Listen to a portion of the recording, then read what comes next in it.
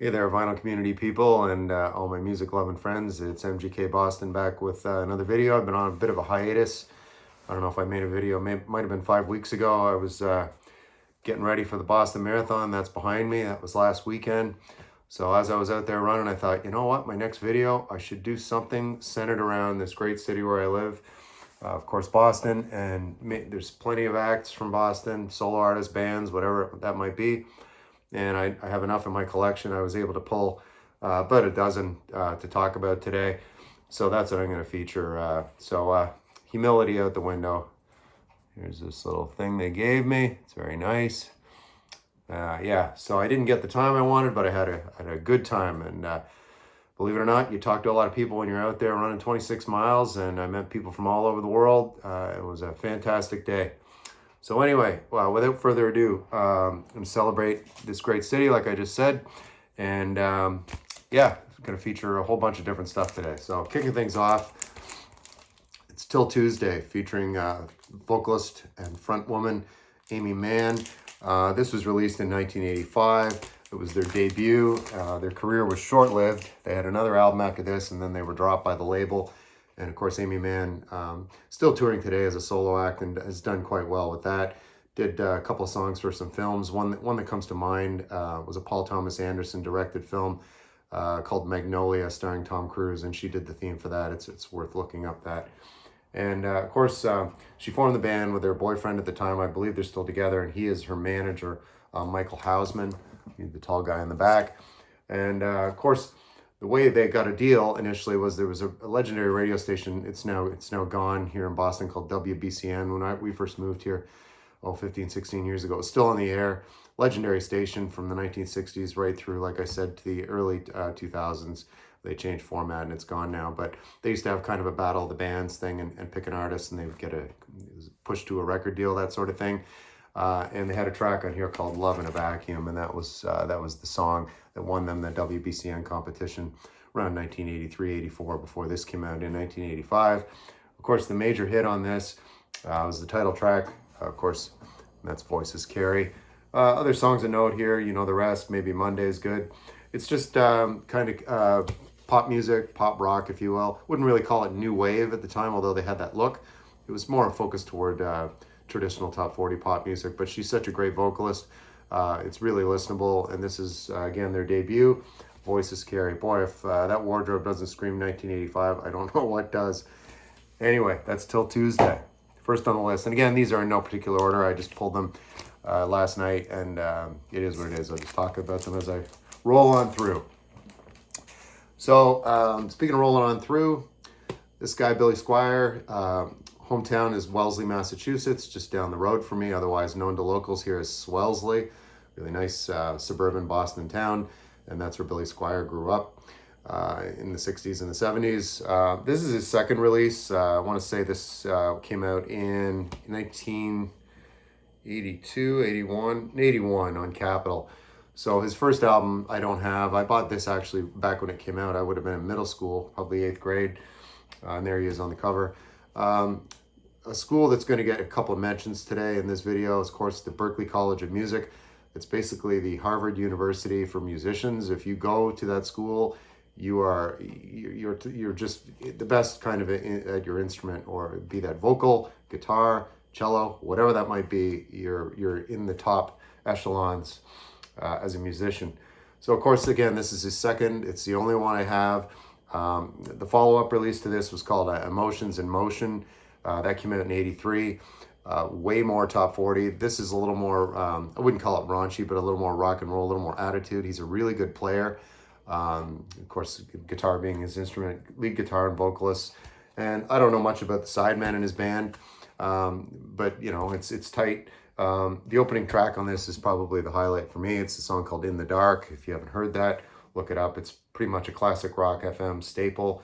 And of course, The Stroke, everybody knows that. Probably my least favorite song on this album. Lonely as the Night is really good.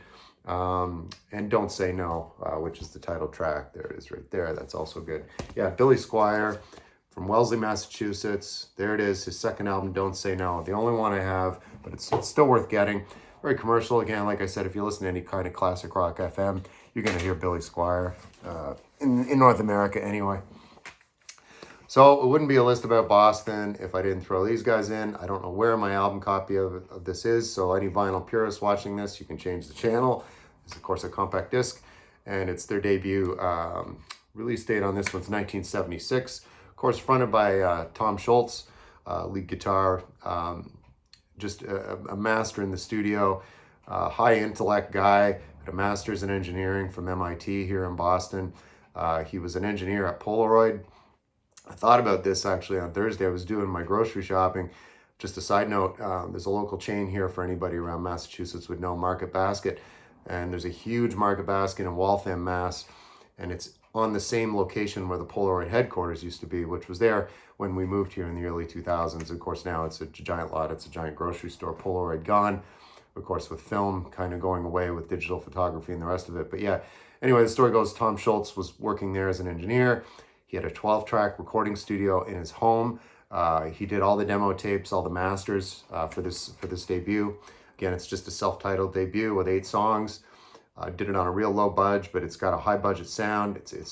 He was almost a perfectionist, kind of like to the tune of a Walter Becker and Donald Fagen were in Steely Dan. As far as it translates better in the studio than it does live. I can say that. I haven't seen Steely Dan in concert. I never saw Boston in concert, but again, from what I've heard and what I've read, studio band for the most part, and it's reflected here. So, you know, all these songs, of course, you know, More Than a Feeling kicks this off, Peace of Mind, Fantasy, Long Time. One Fantasy's the opening, going into Long Time, Smokin', Let Me Take You Home Tonight closes it off. It's a ballad on here. So yeah, here's a photo of the band. There you are right there. And there's Tom Schultz right there. And lead vocalist, of course, was Brad Delp. There's Brad Delp right there with the beard. A lot of beards going on. It's the 70s. Of course, a lot of hair as well. But yeah, again, I don't know where my vinyl copy of this is, but for the purposes of this video, again, that's the Boston self-titled debut, 1976. And as I said with the Billy Squire album, again, if you listen to classic rock FM for a couple hours in a day, you're always, it's just, they play it to death. But anyway, just for giggles, and show their follow-up. So Tom Schultz was kind of a nightmare for his fellow band members. Apparently, he was a very controlling personality. He's still alive. Brad Delp is no longer with us, unfortunately. The lead vocalist committed suicide probably 15 years ago. But this was their follow-up, Don't Look Back. Epic weren't too happy with him, just due to the fact, this beautiful gatefold sleeve with a lot of cool photos of the band. Sorry about that light reflection here in the early afternoon. Of course, very 70s. This came out in 1978. Not a whole lot different than the debut. Like I said, polished studio sound. Of course, the title track on this. Here's the personnel listing too here. Of course, there you see Tom Schultz, lead guitar. There's Brad Delp, vocals.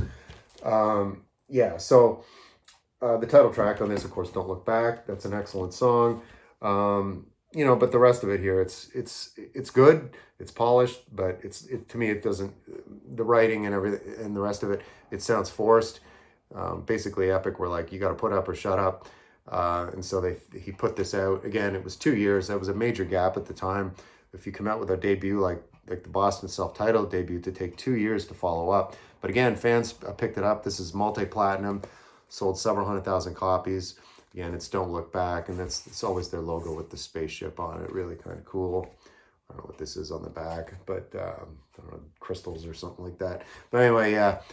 And then to make matters worse, for Epic, they didn't come out with their third album, which is called Third Stage, till about 1986, and that featured a ballad called Amanda. You've probably heard that. That's really the only one I can remember by memory. I don't have that, and I won't be seeking that out. I'm not a fan of it.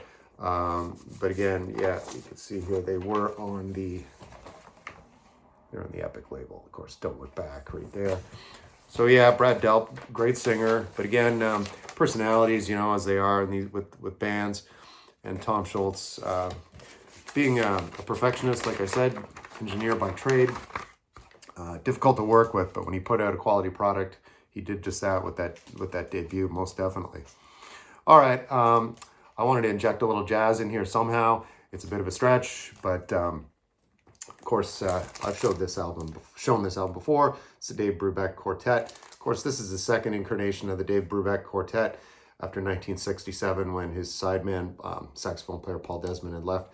He put together a new band, of course, with Alan Dawson on drums, Jack Six on bass, and Jerry Mulligan on saxophone. So here they are on the back. And there's Alan Dawson right there, the gentleman there with the glasses. So Alan Dawson, the tie here to Boston is he was from Lexington, Massachusetts, which is a city I'm very familiar with here on the west side of Boston. I go by it every day on my commute to work. So that was his home base. And intermittently, Mr. Dawson, Alan Dawson, of course, the drummer, he played from 67 through around 75 with the Dave Brubeck Quartet and played with many others, too long a list to mention. While at the same time, concurrently, back to the Berklee College of Music, he was also a teacher there and taught percussion until his death sometime in the early 90s, intermittently between live performing and working at the college, Berklee College of Music, that is. So yeah, and again, there's Jack Six and there's Jerry Mulligan. Jerry Mulligan, I'm a huge fan of his style on saxophone, so any Jerry Mulligan stuff is good. He had his own quartet, trio, quintet. He played with everybody too. But again, Alan Dawson from Lexington, Massachusetts, and that's the little jazz portion of this video. Let me tie that in. And one more recommendation while I'm on the topic of Alan Dawson playing with Dave Brubeck. This was later on. This is a quintet, I believe 1976, the release date on this. All the Things We Are. This is really excellent. I was listening to this last night. Picked this up a few years ago. I've got a ton of Dave Brubeck stuff in the various incarnations, but yeah, side two, there's a whole, it's just a section in different parts. It's called the Jimmy Van Heusen Medley. Total runtime on that, 20 minutes, 53 seconds. Of course, featuring Alan Dawson. It's a very relaxed style. Kind of, I don't know what the term for it is on the snare, where he would use that feathered thing. I don't know. I'm not a drummer, but he had just a very unique style, very relaxed, and played well with Dave Brubeck. All right. Of course, still in Boston, back to some classic rock. This is Aerosmith. I have a copy of Rock somewhere from 74, 75. Also have a copy of Toys in the Attic on CD, but I thought I'd show this. This is released, I want to say this is 1998. Yeah, it's a collection here called A Little South of Sanity. It's a double. You can see here, it's a 2 CD set. And just kind of cool artwork. Again, it's a compact disc only. This is not available on record. I looked it up last night. But it comes with a really nice, there's a nice package here with just photos of the band. There they are. Go Hog Wild, Aerosmith, live all night. Sold out, of course. Never did get to see them live. My friend Barry, I know he watches all my videos. He's a big fan. He always talks about seeing them. One time it was a concert highlight for him. Big fan of Mr. Stephen Perry, or Joe Perry, Steven Tyler and Joe Perry. Here's just some more, like, just different things, like a collage here. But yeah, this is a really nice collection. I'm not in the habit of showing collections in my videos, but Aerosmith is one of those bands. I'm far from a completist. They have their moments. I've just heard some of these songs too many times, but this is a nice mix because it features some stuff when they later on had their comeback after the Pump album. I think that came out, I want to say 87. And then after that, they were on the comeback trail because they'd had a hiatus. In the late 70s, they split. Joe Perry went and did the Joe Perry Project, and I don't know what Steven Tyler was doing in that period, but then they made their comeback, I want to say like 86, when they did that thing with Run DMC, Walk This Way. They did that renewed version of it with the rappers Run DMC, and from there on, it was gold records all over again for those guys. Of course, on this one, Love in an Elevator, Ragdoll's an old one. Janie's Got a Gun was a newer song. It's excellent. Back in the Saddle, Walk On Down, Dream On. I mean, yeah, Dude Looks Like a Lady. They're all here. But yeah, it's a nice listen. It's a 2 CD set. And again, it's called Little South of Sanity. And that's Aerosmith, another Boston outfit. Switching things over to kind of more like a new wave. We'll call it punk, but definitely the skinny tie set at the time. Skinny leather ties, that is. And it's a band called The Fools, and this is called Sold Out. This came out 1980. This is kind of a combination here. If you're familiar with the Tubes or the Knack, put the two of those together and you've got The Fools. Really fun power pop. just like I say, like the Knack, the Tubes, for that time period, late 70s. Again, this came out in 1980. This is a really solid album. I bought this record in high school in Ontario, not knowing it, even if they were, I knew they were from the States, but not knowing they were from Boston. So, of course, now living here, I've seen this album around at record shows, and yeah, they had a real big following at the time. They never really went beyond that. I think at the time in Ontario, I heard them on a college radio program, and that I heard a song, and it's called Night Out. And that kicks the whole thing off. It's just a beauty. It's so much fun. Just a party tune. Fine With Me follows that up right here. Mutual of Omaha, look up that. That's a really great track. But yeah, if you like that power pop stuff, again, like the Knack, Blondie, the Tubes from that time period, like American New Wave, I would call that. Totally different than the British sound that was going on over in the UK. But yeah, the Fools, 1980. Not to be missed. Really, really good. And I was at a record show 2 weeks ago up in Burlington, Mass. And I saw this. This is a record. This is a $4 or $5 record. I see this everywhere around here because again, they were pretty popular around here. And again, yeah, I bought this used, this copy. Yeah, it was probably 15, 16 years old. But yeah, the Fools sold out. Power pop. Won't call it a masterpiece, but it's highly listenable. All right, so here we go. Speaking of, did mention punk. These guys are post-punk pioneers. They only did this EP. Then they had a follow-up, a full-length album after this called Versus that I do not have, but I do, of course, have this EP in my hand. This is Mission of Burma. This came out in 1981. These guys, I'd be remiss if I didn't mention the Pixies, who were, they were, of course, featuring Frank Black, formerly Black Francis, and Kim Deal formed the Pixies at UMass Amherst, just up the road here. They would have surely counted Mission of Burma as one of their main mentors or influence on their style. Yeah, so, you know, it's Clint Conley on bass and Roger Miller on lead guitar. So they would dual lead vocals between Clint and Roger. I think it's kind of funny because Roger Miller was a country star in the 60s, but not to confuse the two. They're definitely different people. And then you had Peter Prescott on drums. And a guy named Martin Swope who would do tape loops and stuff like that in the background. So, yeah, this is a 6-song EP. The highlight for me is the opening track. That's When I Reach for My Revolver. That's a really, really excellent song. But they're all good here. This is Not a Photograph, Red, Outlaw, Fame and Fortune. Again, it's only a 6-song EP. And they were on a local label here. Yeah, it was called Ace, I want to say. Now, defunct local Boston label called Ace of Hearts Records. There you can see there's kind of a cool logo, like a circus tent kind of thing. But Ace of Hearts was that label, indie label at the time. And both of their albums, well, this EP and the full-length Versus, as I just mentioned, the follow-up to this was a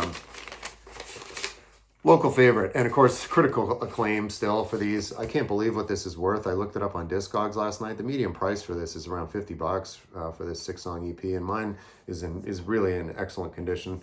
Our cat unfortunately got at the sleeve here a while back, so I had to tape that up. But other than that, it's in perfect condition. Again, Mission of Burma, Signals, Calls, and Marches, and that was their debut EP released in 1981. Yeah, they after the Versus thing, they broke up.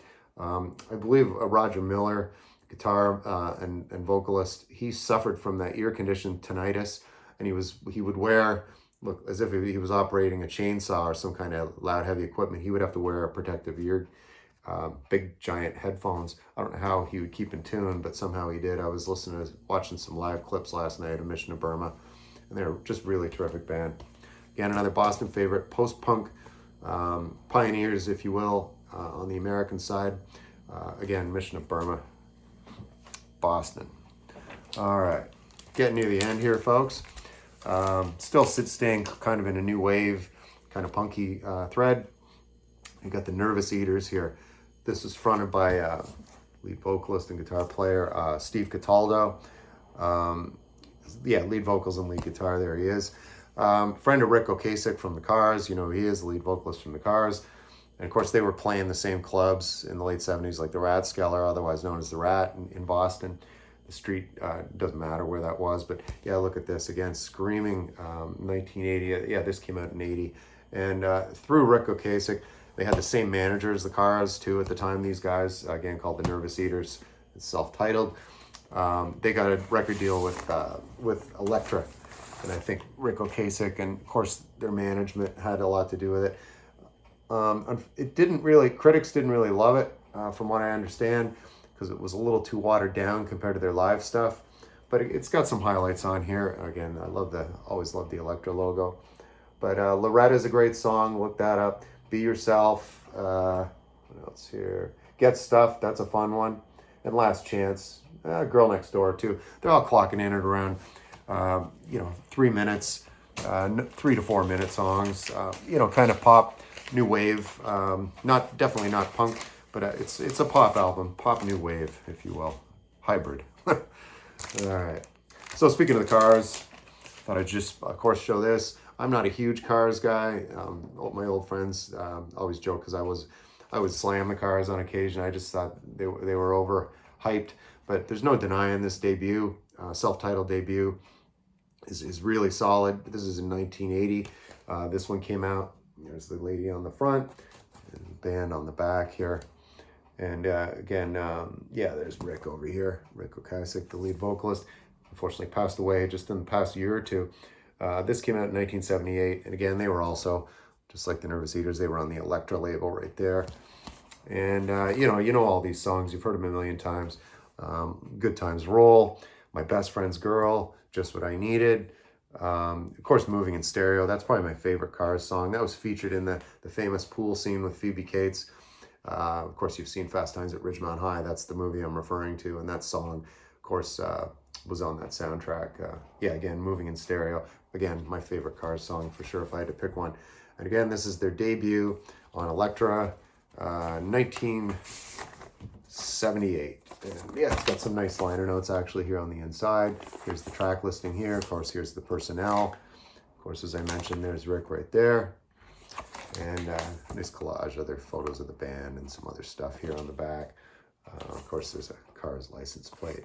Yeah, they're a legend around here. I mean, people, it's just like, in Canada, my friends that love the Tragically Hip, the Cars are like everybody loves the Cars here. You can't say anything about them bad. Don't do that, because they're legends. But again, not slamming them, but beyond the debut, the Candy-O album's okay, but their later stuff just didn't have much appeal to me. A little too commercial, but there's no denying it. Like I said, this debut, super solid debut effort. And totally a weird departure here. It's a band called Ultimate Spinach. This is definitely what I would call, if Haight-Ashbury, San Francisco was in Boston in 1968, these guys would have been a part of the scene. Total psychedelic album, psychedelic rock, if you will, on the inside. I got a collection from a colleague of mine. He's an older gentleman at the company I work for, and he was looking to get rid of all his records, just downsizing his house and whatnot. So that's why on the front, because he did college radio. I forget which school he went to. That's his name's always on it, on all of these, because he used to take them to the station and take them home. But Ultimate Spinach, this came out in '68. Very listenable. The lead vocalist, guy named Ian Douglas, certainly was no Jim Morrison as far as a frontman goes, but this definitely has its moments. Here's the track listing right here. Ego Trip is an excellent song. The highlight on this is, it's a long jam here called Hip Death Goddess. There it is, clocking in at around 9 minutes, 8:18 to be precise. There they are on the inside. Record's in really great shape, sleeves beat up. Friend of mine, Gene, he has a show down in Virginia. He's in Richmond, Virginia. He does community radio, and he posted this on Facebook recently, so it's the only other time I've ever seen it. But again, it's Ultimate Spinach, self-titled. I think they had this one and maybe an album after, and that was it for these guys. But again, sort of in the same vein as like a Jefferson Airplane or the first Doors album, psychedelic rock. But and that pretty much wraps things up with this dedication to Boston. So I don't know what I'll do next video. It's always something different, but I thought I had Boston on my mind huge recently, of course, with the marathon, and what a great memory I've got from that. Don't know if I'm going to do any more at this point. My body's saying no. My hip flexors feel like a couple old shock absorbers still, and it's 6 days after the event. Recovery at this age is a little longer, But anyway, folks, thanks for watching, and we'll see you next time.